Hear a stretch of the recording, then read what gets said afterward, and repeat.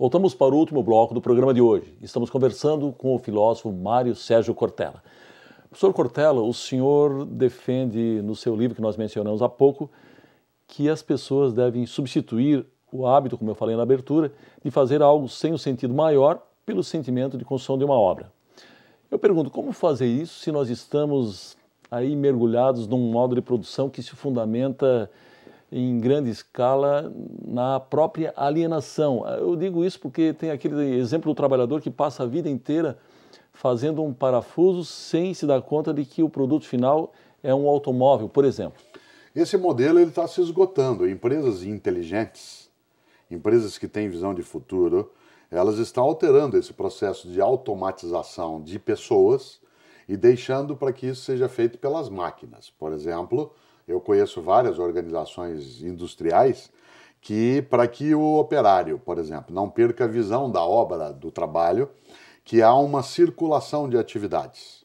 Isto é, há uma alternância de postos de atividades, de forma que ele tenha uma visão mais ampla do processo e não se restringe a ser um mero parafusador ou soldador com oxacetileno numa determinada área. Desse ponto de vista, claro que a empresa inteligente, ela preserva também a inteligência do seu funcionário. A empresa tola, ela o explora como se ele fosse uma mera peça. A clássica cena do Charles Chaplin, né, no grande filme Tempos Modernos, em que ele caindo numa máquina, né, numa engrenagem, ele sai ileso do outro lado, a grande mensagem é que ele não se machuca numa engrenagem daquela, porque ela é parte da engrenagem. E por isso ele ali cai, sai e volta, e nada acontece porque tal como uma parte da máquina, a máquina ele é também. Por isso, hoje a sociedade como um todo e o mundo do trabalho, especialmente o privado e o público, precisam recusar esta forma de ofensa à capacidade humana, que é a mera robotização. Você sabe muito bem que a palavra robota, né, no sérvio significa escravo. E, portanto, trabalhar a ideia de uma escravização de alguém pela mente que não enxerga a razão daquilo que faz, acaba desumanizando o trabalho. Até algumas décadas, desumanizar talvez ajudasse a ter mais lucro. Em breve, desumanizar ajudará a ter menos clientes, porque hoje ficamos atentos a isso. E, portanto, mais adiante, menos lucro e a empresa pode desaparecer. O lema é: empresa, seja inteligente, cuide da inteligência dos seus trabalhadores.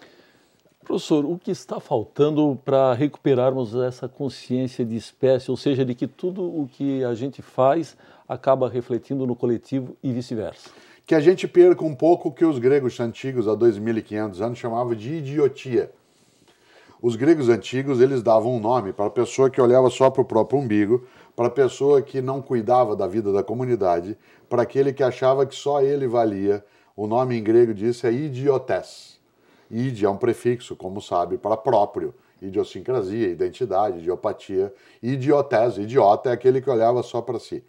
Os gregos usavam outro conceito para a pessoa que participava da vida da comunidade, que se interessava pelo mundo como um todo. A isso ele chamava de político.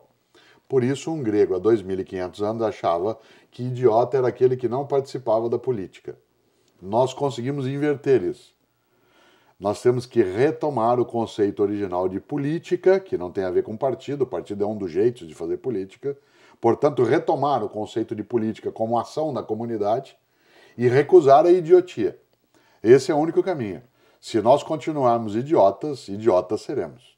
Professor Cortella, para nós encerrarmos, arrematarmos o assunto, o que fazer numa sociedade onde a ideia de trabalho ela se equipara, é semelhante à ideia de castigo para muitas pessoas? Interessante porque durante os últimos 3.000 anos, nas várias sociedades onde houve trabalho escravo, a ideia de trabalho mesmo virou uma coisa daqueles que se dedicam ao trabalho manual. Aí virou a ideia de castigo. A própria palavra trabalho, que se usa em alguns idiomas, entre eles o nosso, ela tem origem num instrumento de tortura. Porque tripalium, no latim vulgar, significa 3 paus. Na região de onde eu vim, no norte do Paraná, a gente chama de canga, que são 3 paus cruzados que você coloca no pescoço de um boi para ele não atravessar uma cerca, ou no castigado, num apenado que ficava daquele jeito. Aquilo é chamado em latim vulgar de tripalium. E, porque em latim trabalho é labor. Só que quando se queria dizer que alguém ia para o trabalho, se dizia eu vou para o tripalho, quer dizer, eu vou para o trampo, eu vou para o castigo, eu vou, etc. Por outro lado, nós temos uma sociedade em que a religiosidade judaica, atrelada ao mundo grego, trouxe a ideia do trabalho como castigo. Por exemplo, quando Adão e Eva são castigados por desobedecer, o castigo é trabalhar. Javé diz, vai trabalhar, vagabundo, vai ganhar o pão com o suor do teu rosto. Na mitologia grega, quando Prometeu trai a divindade, ele é castigado por Zeus tendo que trabalhar pesado. Ele tem que pegar uma pedra, né, junto com Sísifo, num determinado momento, separado em outro, e ir até o alto do morro, ser amarrado lá. O Condor vem, come o fígado dele, a pedra cai outra vez. Aí você tem vários mitos, às vezes só o Sísifo com a pedra, às vezes o Prometeu. Você tem uma mescla de coisas de que tudo isso é castigo. Eu prefiro, em vez da palavra tripalion, um termo grego que é poiesis. Os gregos usavam a palavra poiesis, da onde vem poesia. Mas poesia significa a tua obra. O que você faz? O que você elabora? O que resulta da tua vida? No fundo, a pergunta é qual é a tua herança e não qual é o teu castigo. Afinal de contas, vida é encargo ou patrimônio? Eu acho que é patrimônio. Professor Cortella, foi uma grande honra. Obrigado. Muito obrigado pela sua presença no Justiça do Trabalho na TV. Obrigado. Chegamos ao fim do nosso programa. Hoje conversamos com o filósofo Mário Sérgio Cortella. Visite o nosso canal no YouTube. Após a barra é só digitar Justiça do Trabalho SC sem cedilha. Você também pode nos seguir no Twitter, no endereço TRT_SC. E se preferir, envie uma sugestão de entrevista para ascom@trt12.jus.br. Voltamos semana que vem com mais um tema do seu interesse. Até lá!